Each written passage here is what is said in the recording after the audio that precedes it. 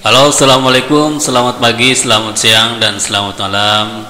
Apa kabar bangsa Indonesia di seluruh dunia?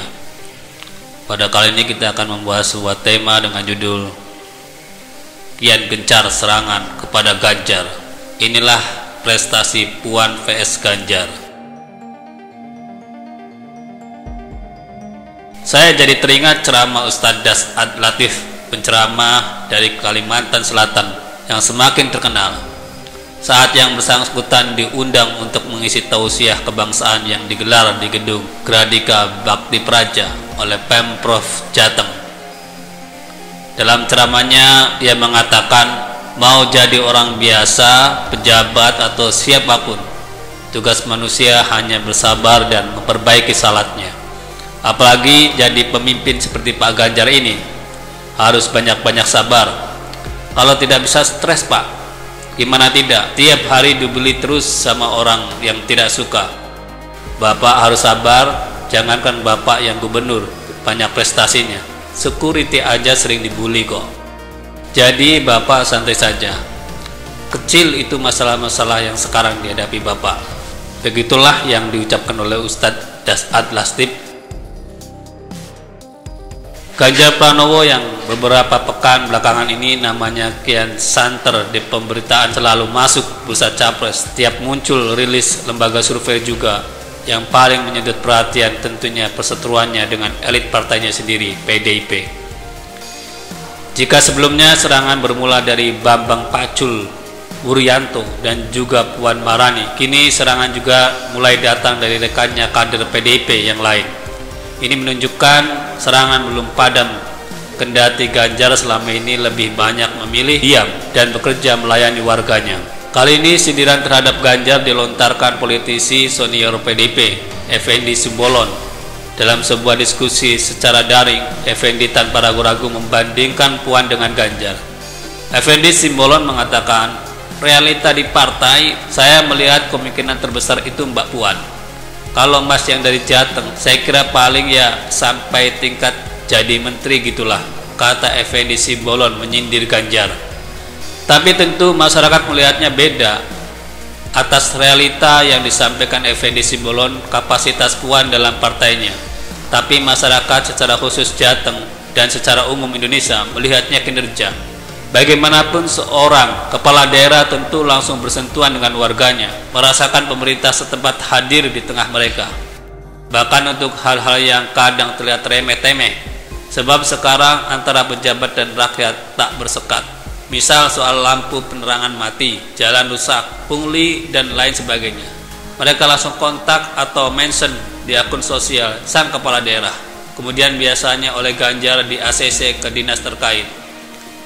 Effendi Simbolon juga mengunggulkan posisi Puan yang bergengsi sebagai ketua DPR RI dan pernah menjabat sebagai menteri dan cukup sukses saat menjadi Menko Pemberdayaan Manusia dan Kebudayaan di Kabinet Indonesia Kerja periode pertama Presiden Jokowi.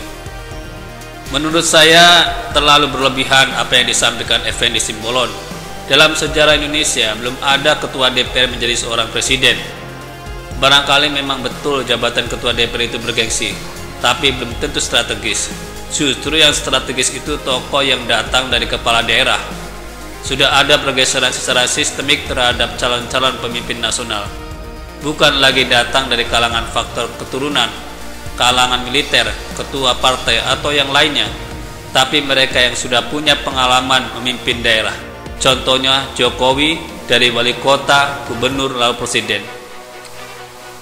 Effendi Simbolon dalam acara diskusi yang diselenggarakan dalam format daring tersebut juga mengatakan Puan anak Megawati, cucu Bung Karno, sang proklamator, jadi memiliki ideologis dan hubungan biologis yang jelas.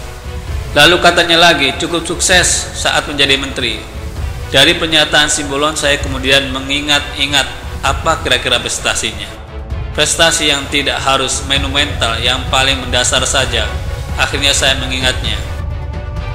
Puan Maharani ini tercatat sebagai Menko Pemberdayaan Manusia dan Kebudayaan pertama dalam sejarah Indonesia yang dipimpin perempuan dan masih muda, saat itu usia 43 tahun, sampai-sampai tercatat di Muri.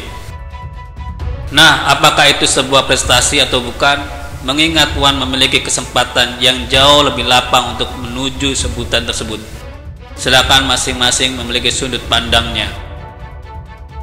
Saat Asian Games 2018 yang bersangkutan didapuk menjadi wakil ketua pengarah Asian Games. Secara konkretnya seperti apa kiranya dari kata pengarah saja kita bisa menangkapnya. Dan kemudian saya mencoba mencarinya melalui internet, apa kira-kira prestasinya saat menjadi menteri sampai seorang Effendi Simbolon begitu memujinya setinggi tower, dan akhirnya ketemu juga.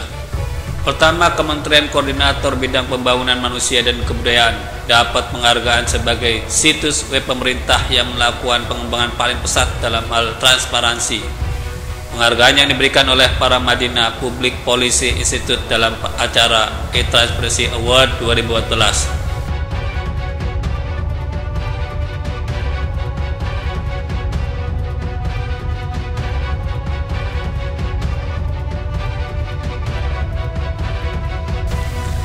Kedua, penurunan angka kemiskinan dan pengangguran. Sebagai Menko PMK, Puan menyebut bahwa angka kemiskinan dan pengangguran di Indonesia telah berkurang dari tahun sebelumnya.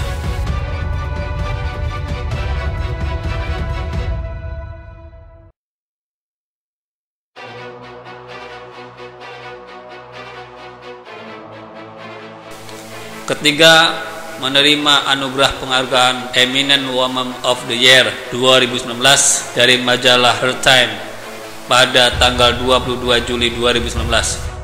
Anugerah penghargaan tersebut dalam acara The Third Woman Empowerment Award di Singapura.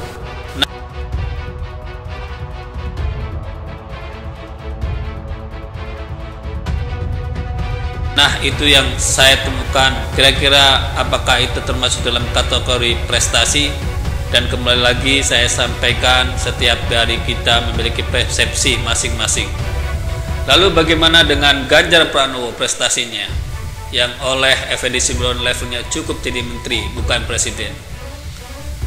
Periode pertama 2013-2018 Ganjar Pranowo cukup berprestasi dan mampu meletakkan kebijakan fundamental di Jawa Tengah, antara lain reformasi birokrasi, kredit bunga terendah, pelaporan gratifikasi terbanyak, zakat ASN, SMK Jatim yang berbasis kemandirian, desa tangguh dan berdikari, inovasi kesehatan, seragam batik ASM, kartu tani, Sihati, sistem informasi, harga dan produk komoditas, infrastruktur dan pariwisata. Di atas baru periode 1, belum termasuk WTP dari BPK 5 kali berturut-turut, lebih tinggi dari DKI Jakarta yang 4 kali. Dan juga terobosan lain seperti Lapak Ganjar, Halo Ganjar, Ruang Ganjar, dan masih banyak yang lainnya. Untuk periode kedua nanti menyusul di video selanjutnya. Nah, kira-kira bagaimana menurut Anda? Silahkan ketik kolom komentar di bawah dan jangan lupa subscribe channel ini. Terima kasih.